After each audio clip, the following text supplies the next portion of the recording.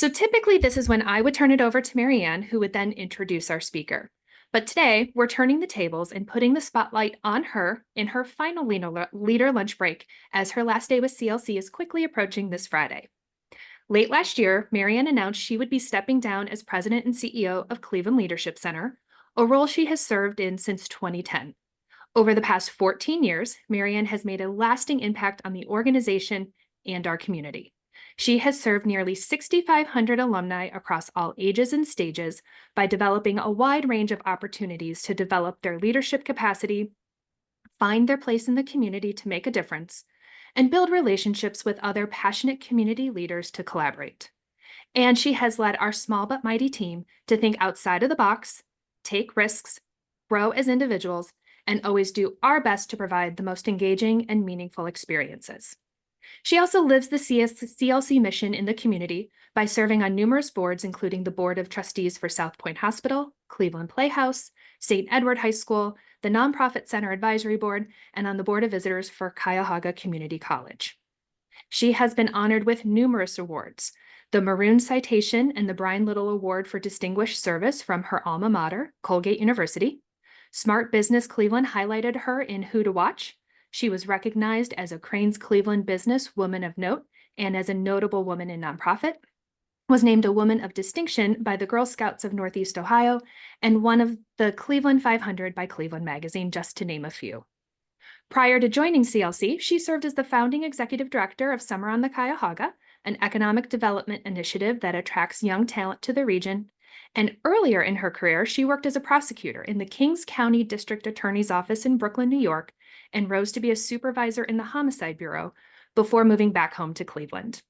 She is passionate about building a continuum of leaders to forge a successful future for Cleveland and has crafted a legacy of encouraging leaders to show up and find their why. I am honored to turn it over to Marianne one last time. Wow, Rachel, thank you so very much. And thanks to all of you for showing up. The team spent a lot of time convincing me to do this, and I kept saying, no one will come. No one will come. So thanks to all of you for showing up. I actually thought my kids would be the only ones who would be on the screen today. So I just wanted to share with you the past 14 years.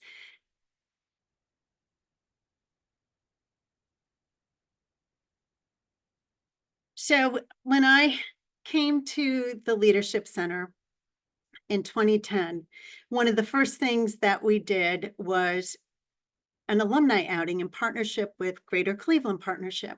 We went out to Plumbrook out in Sandusky, and there I met Paul Frederico, who's with GCP, and introduced myself. And he looked at me and he said, "You have the greatest job in Cleveland." His words were true then, and they've been true every day since he said that to me. I remember them, and I've treasured every moment that I've been able to be in this role. So when I arrived here, the organization was barely 4 years old, and it was born out of the brilliant merger of 4 organizations that existed in Cleveland, all doing some sort of leadership development: Leadership Cleveland, Cleveland Bridge Builders, iCleveland, now Campus Cleveland, and Look Up to Cleveland. In 2009, Civic Leadership Institute was added. And when I came in, the charge was build out the mission. So it really is a continuum of civic leadership development. So we did. We added Leadership Cleveland 2 fellows. We added Onboard Cleveland, Legacy Leaders for Retirees, and Advanced Leadership Institute. And as Seth Briskin, one of our early board members, loves to say, we serve everyone from high school to hip replacement. What we learned is that innovation is key to growth and it's key to change. So over these years, we have innovated. We have tried so many things that you don't see any longer. Civic engagement boot camps. We did a session, Your Vote Matters, co-creating an equitable future. Numerous LC2 Fellows projects. We did street takeovers. We did legacy and leadership breakfasts. We did cash mobs. You name it, we did it. But what has stuck, and what I think my team would tell you that they are proudest of, is Accelerate. Citizens make change, and Citizens has been our loyal partner in this effort almost since its inception. We celebrated our 10th anniversary this year, And what has been so exciting is watching individuals share their great ideas for how to improve Cleveland and then watching them come to life. Also, and coming up, public service announcement, Thursday, April 29th, Spark Grit to Great, our annual leadership conference. Again, an opportunity to bring leaders in the community together of all levels and just explore different aspects of leadership. The theme this year is resilience. We also have innovative approaches to building leaders because we can't keep delivering the same programs year over year. So we take them to civic spaces that perhaps they don't get to frequent, or perhaps they see in a new light, depending upon the people that they're with. We ask them to come out of their comfort zones and stretch themselves a little bit. We have them do service, working together, and you never know what you might find someone doing in a CLC program.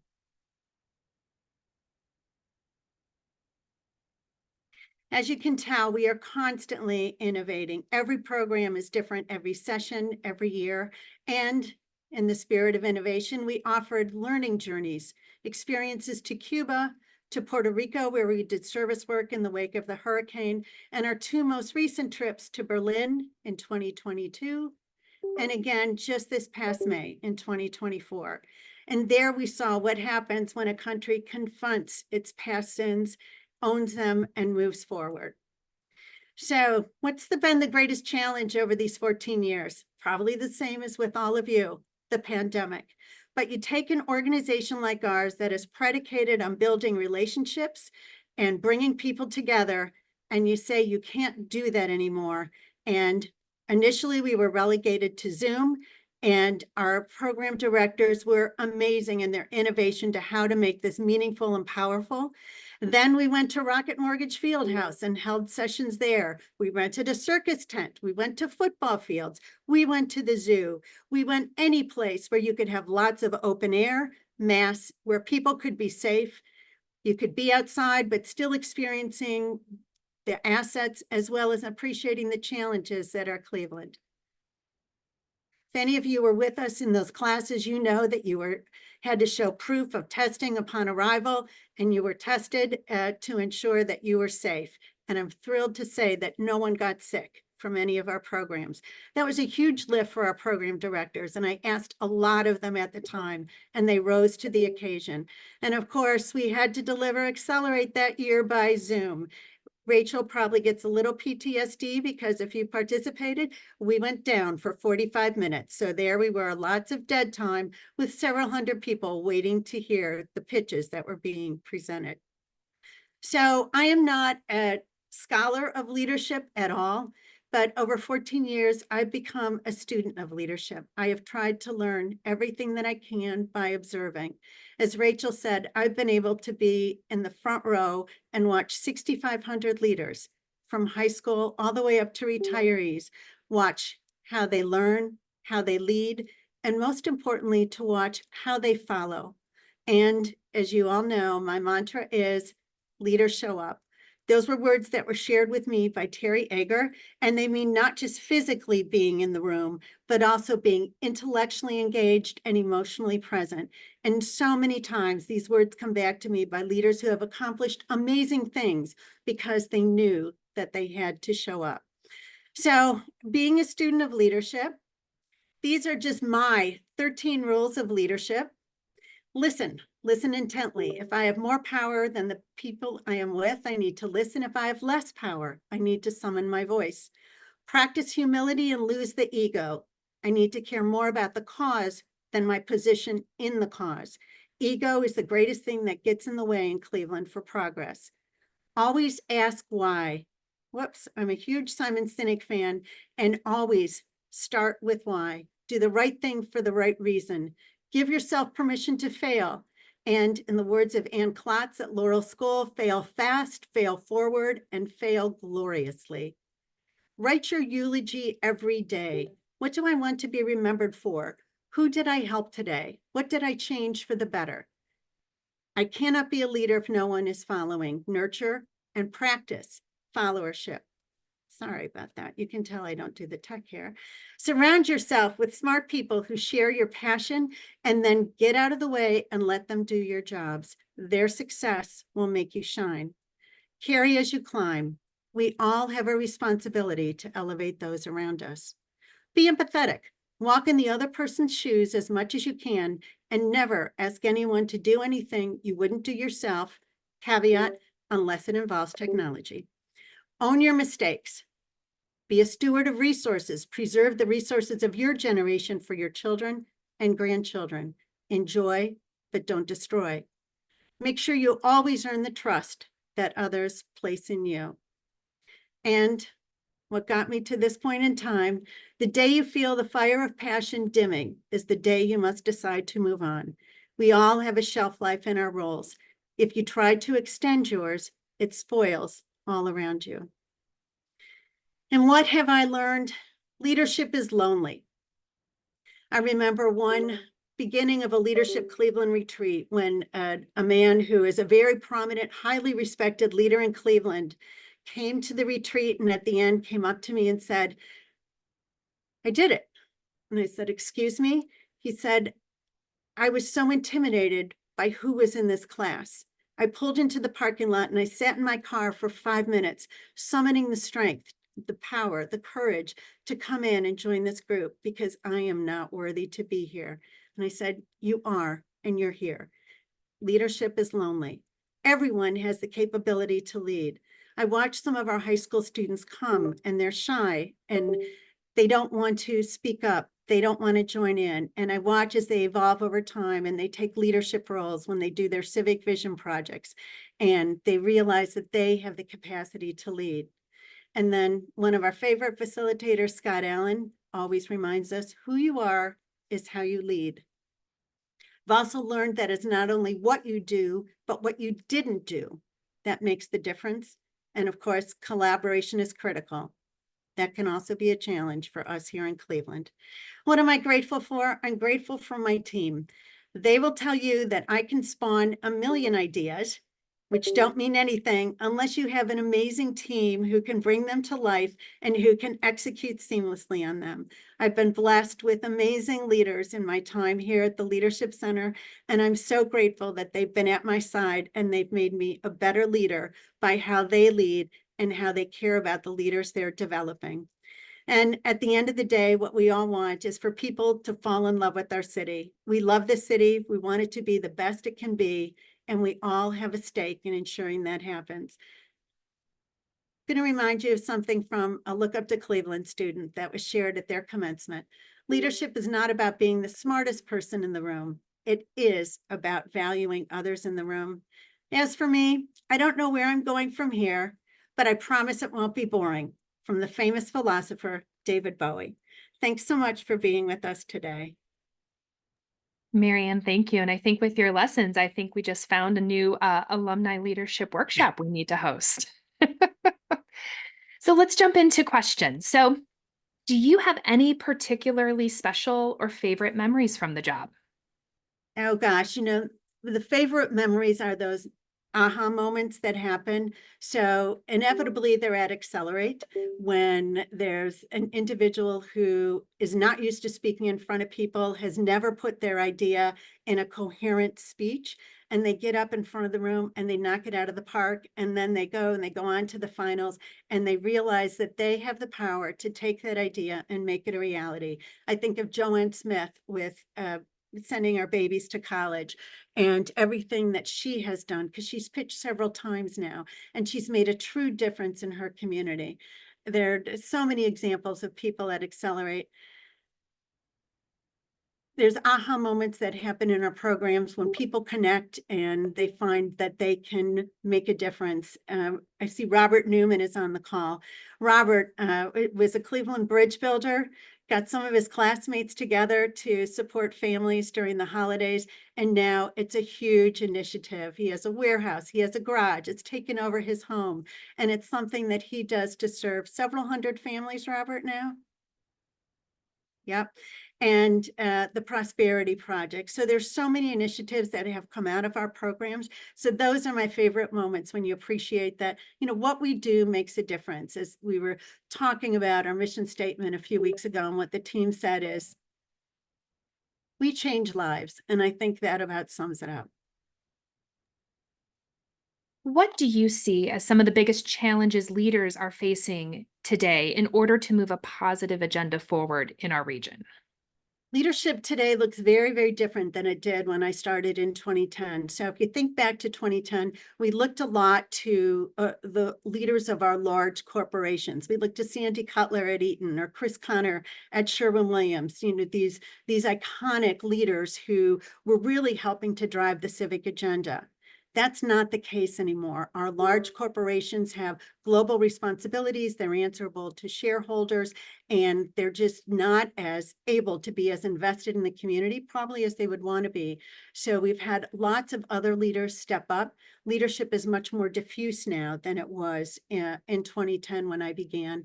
So what's needed is a recognition of that change, that evolution, and we need to learn how to collaborate. Collaboration is really hard. If you've been through our programs and heard about collaboration, it hurts. And it's surrendering what you want to have happen, what other organizations at the table want to have happen for the greater good, for the cause that brings you all together. I think we really need to better master how we collaborate, who we pull into the table, and making sure that those who are there, yes, it's inclusive, it's representative, but it's not so large that all we're doing is talking. For the past few years, we've had some very significant leadership changes across many organizations. What advice do you have for leaders stepping into those new roles in the community? Learn, listen and learn. And you don't know what you don't know. And I think going on a listening tour, talking to those, yes, who you serve within your own organization, those who work beside you, but also those in the community who have their finger on the pulse of what's needed. And then identify what are your strengths that you can bring to bear, both individually and organizationally, and figure out where you can plug in and make a difference. Cleveland is very open to having people jump in and lead, but you have to be assertive. You have to raise your hand and say, I'm here and I want to help. What has surprised you most since your time joining CLC? Wow. Probably just the sheer number of leaders who love this city.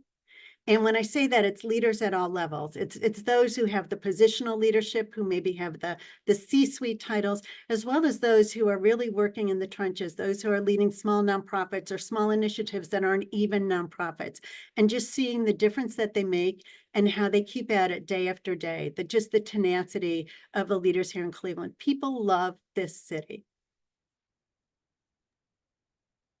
I know that you are a big proponent of looking to other communities. Who is doing what? How can we learn from them? What can we bring back?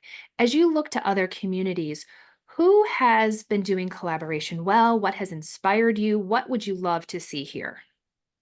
Gosh, so if I think about other cities that are doing collaboration well, it's Newark. And that sounds strange that Newark, New Jersey is doing a really great job at collaboration. But when Leadership Cleveland went there on their class trip last year, it was readily apparent that we could not talk to the civic sector unless they knew that the for-profit, the corporate sector, and the public sector were also involved in the conversation. They don't think about setting an agenda, let alone moving an agenda forward, unless they have the voices of all the key entities in the community that are there. It's part of their culture. It's what they do. And I think the class walked away thinking, how do we make that part of Cleveland's culture? And it's two things. You have to lose the individual ego and you have to lose the organizational ego. And just, as I said before, just make sure that you're working together for the greater good. But when I look at other cities, it's Newark that's got it. As you think back in your time here, what have been some of the significant challenges you've faced and how did you work to overcome them? As I said, that greatest challenge was the pandemic. That was just, and it just went on. Every time you thought it was going to end, another surge came. And it's keeping not only our team motivated and our team cohesive, and we're an organization that depends a lot upon people coming together, our team coming together and generating ideas and bouncing thoughts, perspectives off of one another. We weren't able to do that. You can't do that virtually. You can't do it on Zoom. It doesn't happen in the same way as it does in person. So getting over that hump and then finding ways that we could bring our programs together where people actually felt safe and they didn't feel that their experience was compromised because of the pandemic. Those were tough years. And I look at our team members here and I just am forever grateful to them for their willingness to follow me when I wasn't sure where I was going, and regardless, they were there. As you think back, so on kind of the flip side, we talked challenges, let's talk successes. What are some of those successes you are most proud of? I think the successes are the programs that we've added. So we now have this complete spectrum of, programs for individuals at every stage of life, and even shorter programs like the Civic Leadership Institute, so that I think that we're meeting the needs of the community. That's not to say we should stop, because you always have to be innovating. Is there something that we're missing? Is there something that we should sunset? So I think it's everybody on the team would agree it's been great fun to watch Onboard Cleveland, which is our program for young professionals, launch. They so appreciate the investment that's being made into their professional development. They are ready to jump in and contribute to this community in whatever way they can. So seeing the programs grow, and then of course Accelerate, and just seeing every single year how the delivery of Accelerate is different, the ideas are different, and then watching what happens with those ideas. They just really affect change. So as you founded Summer on the Cuyahoga, you were re-entering the workforce after being a full-time mom. How did that transition go, and how have you worked to balance, if that's possible, the family life, the work life, the home life? I don't think any of my kids are on this call, so I'm going to be totally honest. I didn't balance it at all. It was terrible. I have always loved my work and thrown myself wholeheartedly into my work, and sacrificed sleep, sacrificed in other areas of my life to make sure that I could give to my family as well as give to my job. Re-entering the workforce after 11 years, it was a startup. So it was actually, this is going to sound crazy, but not that hard, because I wasn't walking into an infrastructure. Whatever was there, I had to build. And so I built it and grew it. And then it was time for it to exist on its own. My shelf life there was up. And it was a funder who reached out to me and said, hey, I think there's this position at the Leadership Center that you should look into. Thinking about leadership, do you see a relationship between leadership and friendship? It's a hard question. And I do see my son Ryan here, so he probably agrees. I did not have any work-life balance. I think he asked the question. Oh, he asked the question? Great, thanks. We'll talk later. So leadership and friendship, yes, I think it's hard, because you want to have a friendly relationship with those you're working alongside and with those you're leading, but you always have to try and keep a perspective. And if the friendship is going to get in the way of keeping perspective, of allowing you to make the hard decisions that need to get made, then I think you have to be very cautious. But of course, you always want to treat people with respect and with empathy. So, first question of a two-part question here. Is it true you turned down the role of Lois Lane in Superman? Thanks, Tony. Yes, it is. And I had to turn in my cape so that I could do this leader lunch break. They've been filming right outside, and it's been great fun. But if you could recommend any superpower for a leader, what would it be to help make change? Oh gosh, a strength. And when I say strength, obviously it's not physical strength, but the strength, there are a lot of arrows that come your way when you're in a leadership position. You kind of have a bullseye on your back, and people are always critical of what you're doing, of how you're doing it, of how you're executing, of who you're executing with, who you're favoring, who you're not favoring. So I think it's the strength and resilience to be able to craft your vision and then move forward in pursuit of that vision without being distracted by those who are trying to get you to veer off course. As you look ahead, kind of forecasting the community, the issues that are coming, what do you see on the horizon? That sadly, the issues that are forthcoming are the same issues that we've been wrestling with since, one of our programs, the Advanced Leadership Institute, looks at the legacy of Carl and Lewis Stokes. So what they were wrestling with over 50 years ago are the same issues that we are wrestling with today. So, and they were some of the issues that we touched on last year in our Cleveland Thrives program. It's safe and affordable housing. It's food security. It's healthy neighborhoods. It's healthcare access. It's equitable access. It's racism. It's poverty. It's access to a quality education. It's all of these things. Cleveland bounces back and forth with Detroit as the most impoverished city in America. We have the highest childhood poverty rate. As Mayor Bibb kept saying during his campaign, the time for Cleveland is now. Cleveland can't wait. And that's still what we need to be saying to ourselves every day. Cleveland can't wait. These are the challenges that we need to be addressing. Many of them are because of structural racism that existed, still exists. Many of them are because of redlining, but we need to tackle these issues, and we need to do it again in a collaborative way. We can't be having lots of one-off initiatives because it's not going to address the problems. It hasn't to date. So you encourage everyone to find their why. So as you are closing out your time here at CLC and determining that next piece, what's your why at this time? So my why, first and foremost, is to slow down. I'll be honest, I'm exhausted. And so I know I need to reboot so that I can do what I really want to do and have the impact. So you just asked about the issues that Cleveland is facing. We identified 5 of them in Cleveland Thrives. There are others that will rise to the surface, but I want to be able to devote my time to addressing those challenges.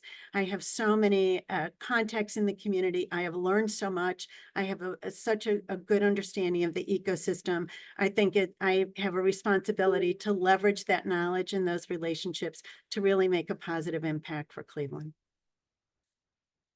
All right, we are quickly coming to our last question. So, as Okay, you how are look you? at all of us on the call, what Yeah, I'm advice here. would you give to those of us looking to be more engaged to make an impact? What charge do you give to us? Don't wait, act. And don't wait to be asked. Find what your passion is and then act on it.